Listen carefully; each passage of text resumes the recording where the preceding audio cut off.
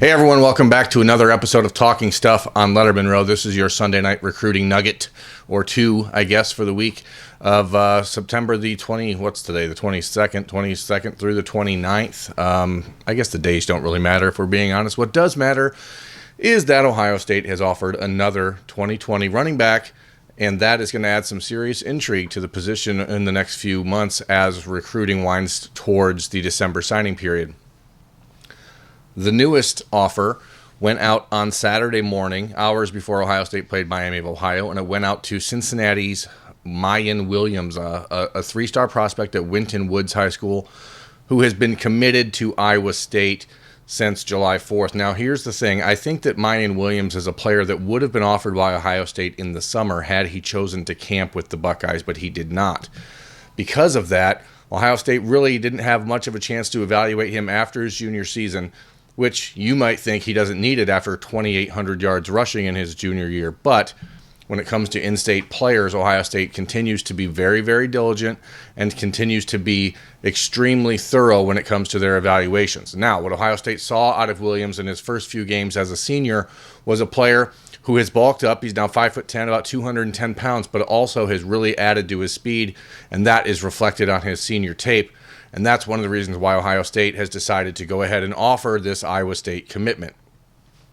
The interesting thing here is that I think you can all but pencil in Mayan Williams into the Ohio State class of 2020 because the Buckeyes just don't offer in-state prospects who are committed to another school unless they feel confident that that player is going to eventually flip to them.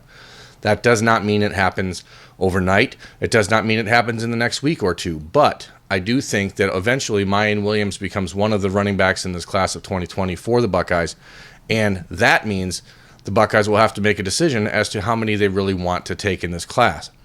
If a commitment or a decision comes from Williams before October 5th, which is the weekend that Trey Bradford, the four-star running back from Texas, is expected to visit Ohio State officially, I think that Bradford's visit probably gets canceled, and the Buckeyes, seeing what they're developing with Master Teague, Marcus Crowley, and Steele Chambers in the running backs room right now as a redshirt freshman and then two true freshmen, I think you might see the Buckeyes stand pat and just stick with one running back moving forward.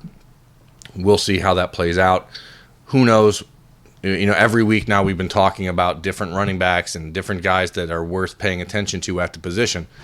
But Mayan Williams is a player that there have been real fans of his inside of the Woody Hayes Athletic Center for much of the last few months. And after months of pushing, it looks like that offer's finally happened.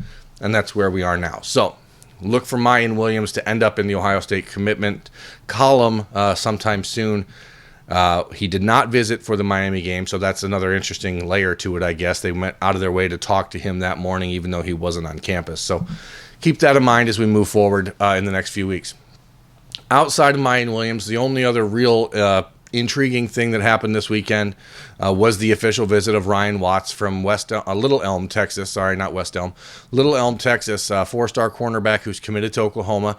I mentioned in last week's Talking Stuff that I thought he could visit this weekend for the Miami game. He did do that, and now what happens from here is that Ohio State, Penn State, and Oklahoma, which appear to be the three schools really in the mix for Watts, duke it out. Obviously, Oklahoma has a little bit of an advantage because he's been committed to them since April, but he took a secret visit to Ohio State in the summer. He visited Penn State as well.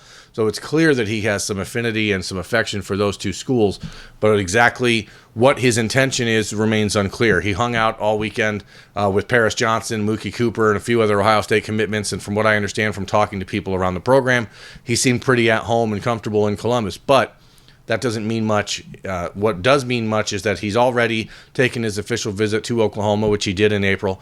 Now, he obviously lives only about 2 hours away from Norman, so it's easy for him to get back there for an unofficial trip at some point. But sources around Ohio State also told me they think that he could come back for another visit in Columbus. So if he did that, I think that's extremely telling. But right now, there isn't anything imminent or immediate that's happening in the flip column with Ryan Watts. If it's not Ryan Watts, I think the Buckeyes still want another defensive back. The one name I would tell you to look for is Jayden Francois, who is a Miami Hurricanes commitment from Miami.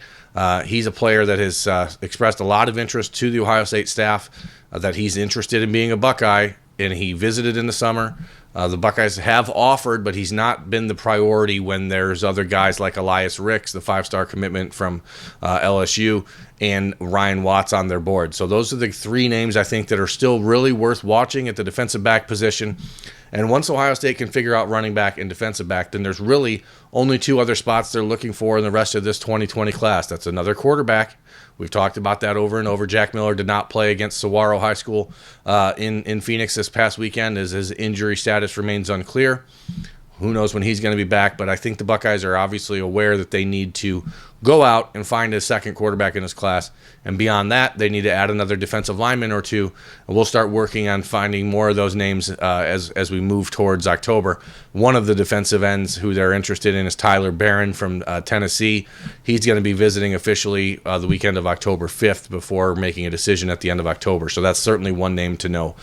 But we'll keep looking and digging for more. So that is your episode of Talking Stuff on Lettermen Row this evening. Thanks for watching, everyone. We'll see you next week from Lincoln, Nebraska.